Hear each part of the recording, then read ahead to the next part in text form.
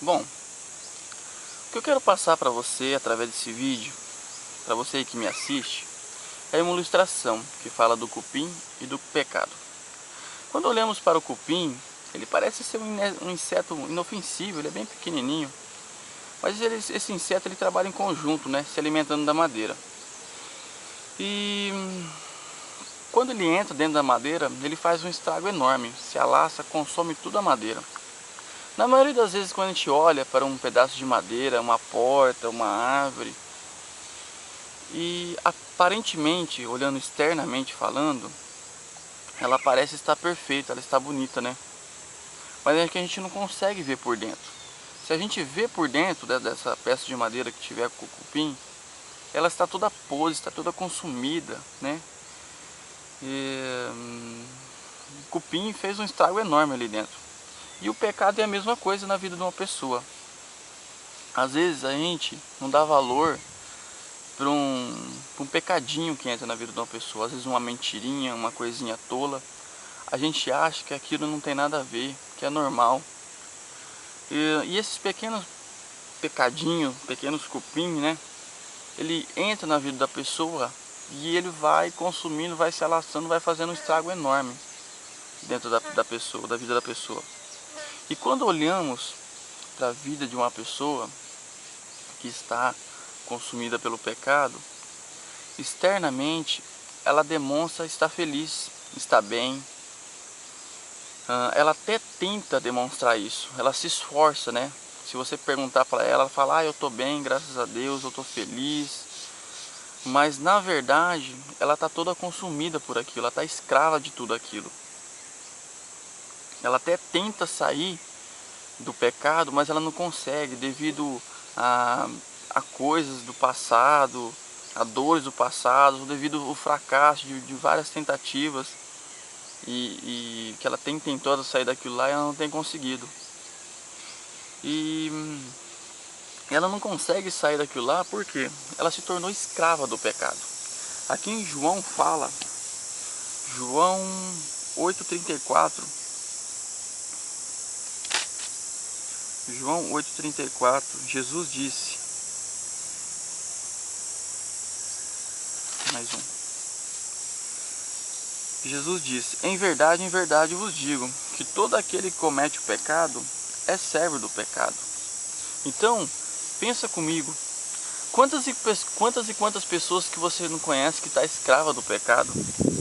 Quantas famílias que se destrói, às vezes o marido ou a mulher começa a fazer uma coisinha errada ali e acha que não tem nada a ver, que não vai dar em nada.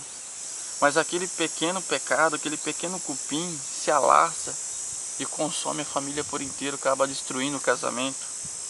Quantas pessoas hoje que se viciam na bebida, são escravas da bebida alcoólica, às vezes começa a tomar para, às vezes até aliviar alguma dor, ou então para fazer graça, alguma coisa, se tornam escravos, tentam sair da bebida, mas não conseguem. Sabem que se continuar bebendo, beber e dirigir pode matar alguma outra família ou se matar próprio e não tá nem aí, acha normal. Quantas pessoas hoje estão escravas pelo cigarro, estão escravas pelo cigarro, tentam sair mas não conseguem.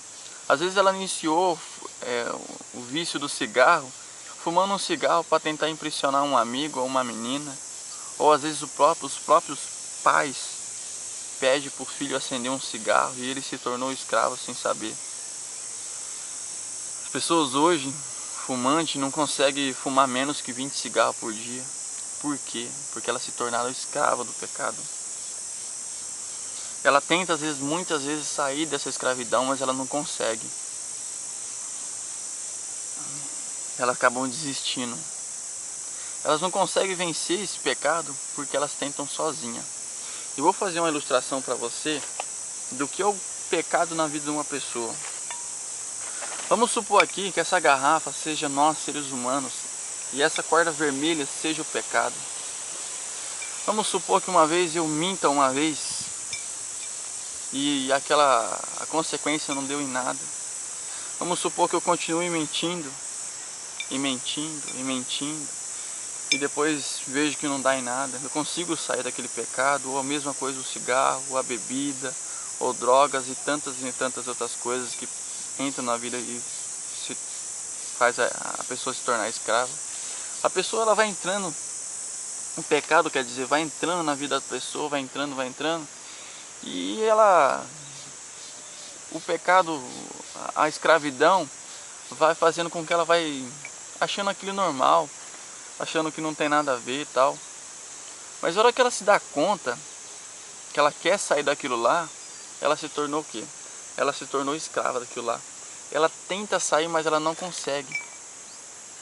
Para que essa pessoa consiga vencer essa escravidão, ela tem que permitir que Jesus entre na vida dela e remova todo o pecado. Em Mateus 11:28 diz, deixa eu pegar aqui um pouquinho para trás, 11:28.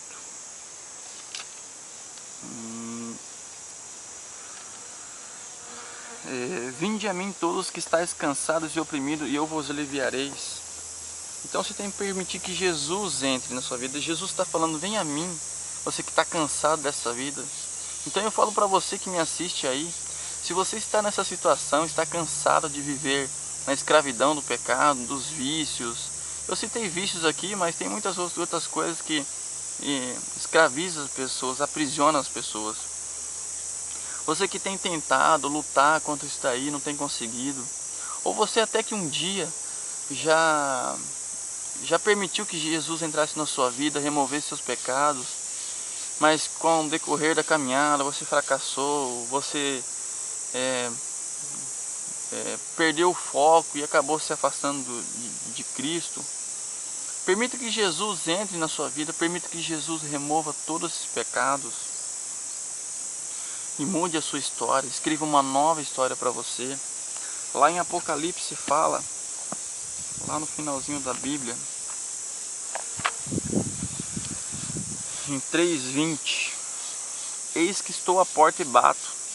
Se alguém ouvir a minha voz e abrir a porta, entrarei em sua casa e com ele cearei e ele comigo. Jesus está batendo na porta do seu coração. Permita que ele entre na sua vida e remova tudo isso. Para você abrir a porta do seu coração, a porta do seu coração não é a fechadura, não é para o lado de fora, é para o lado de dentro. É nós que abrimos a porta, é nós que permitimos que Jesus entre na nossa vida. Só você pode abrir. Eu vou contar um pouco da minha vida, um pouco do meu testemunho. Então, um dia eu já fui escravo do pecado. Já aconteceram coisas na minha vida terríveis e situações por escolhas erradas me fizeram me tornar um escravo do pecado. Na minha vida tudo iniciou bem cedo, assim, as coisas tristezas aconteceram bem, feridas, abriram feridas enormes bem cedo na minha vida. Eu lembro que eu era criança, eu lembro que no dia 1º de abril eu recebi uma triste notícia. Eu recebi uma triste notícia que minha mãe havia falecido. Ela tinha lutado contra o câncer, mas infelizmente Deus a levou. E essa situação, essa perca, né?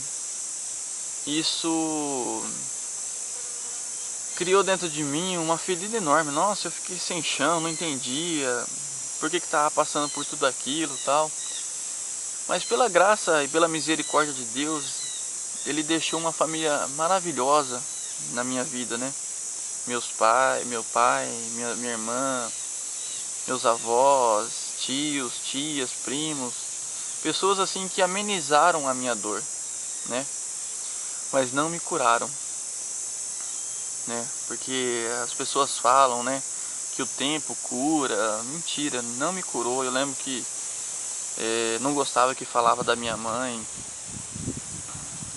Para você ter uma noção, eu fui descobrir do jeito que minha mãe morreu, assim, exatamente quando eu tinha lá meus 20 e poucos anos. Mas assim, com o decorrer do tempo, eu fui crescendo e tal, eu encontrei algumas coisas que amenizavam a minha dor, né? Eu encontrei na bebida, nas festas, um alívio assim para coisas que faziam esquecer de tudo aquilo. Mas assim, eu comecei aos poucos, como todo mundo começa, né? Comecei a beber aos pouquinhos, em algumas festinhas e tal. A hora que eu vi, eu já estava escravo daquilo. A hora que eu percebi, eu já bebia de segunda a segunda. Eu lembro que um dia eu fui fazer um exame de rotina e o médico falou pra mim, pra você ter noção, eu estava tão escravo daquilo lá, o médico falou assim: ó, se você não parar de beber do jeito que você tá bebendo aí, você não passa dos 30 anos. E eu não queria nem saber, eu bebia mesmo, enfiava o pé na cana e tolava o pé e não tava nem aí, queria fazer. E aí o tempo foi passando tal, e aí teve um tempo que Jesus bateu na porta do meu coração, entrou na minha vida. E eu fui curado de toda essa dor, sabe? Da perca da minha mãe, ele me curou da bebida e tal. Mas eu cometi um grande erro eu cometi nessa caminhada com Cristo. Eu não fortaleci as minhas raízes com Deus. Não busquei ler a palavra de Deus, não busquei em oração, não busquei ir constantemente aos cultos. Porque da mesma forma que nossa carne, nosso corpo precisa de arroz, feijão, de vitaminas, o nosso espírito precisa de vitaminas. Nossas vitaminas são essas: oração, ler a palavra, ir ao culto, fazer a obra e tal. E eu não fiz. E no decorrer dessa caminhada, correu uma tempestade na minha vida, uns problemas aí, e que me fizeram me afastar de Deus. E o inimigo, ele vê com aquela conversinha de sempre, que se você beber um pouquinho, se você ir numa festinha, é normal, bebe socialmente, não tem nada a ver. E eu caí nessa cilada aí, me tornei escravo, me afastei dos caminhos de Deus de novo, voltei àquela vida louca, tudo de novo, né? E eu queria sair, eu lembro que eu às vezes vinha em memória as coisas que eu tinha passado com Deus, mas a escravidão era tanta que eu não conseguia largar daquilo. Meu pai até aconselhava pra mim, falava: Tiago, para com isso, do jeito que você tá bebendo aí, você vai acabar sofrendo um acidente de carro, vai acabar se matando, vai deixar dores pra sua família, né? A gente não quer te perder, larga dessa bebida, você vai acabar abandonando uma família ou ficando paraplégico ou coisa assim. E eu não conseguia, eu queria parar, mas eu não conseguia, eu lutava, mas não conseguia.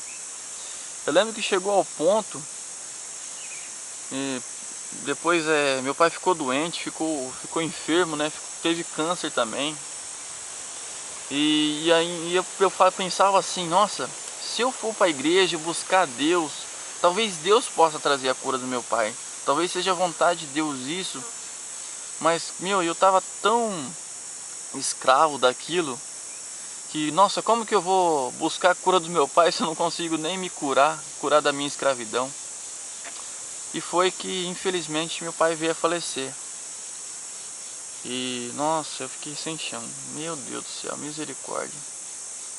Fiquei sem saber o que fazer da vida. E antes de o meu pai falecer, eu lembro que lá no hospital em Araçatuba, eu até agradeço a Deus, assim, que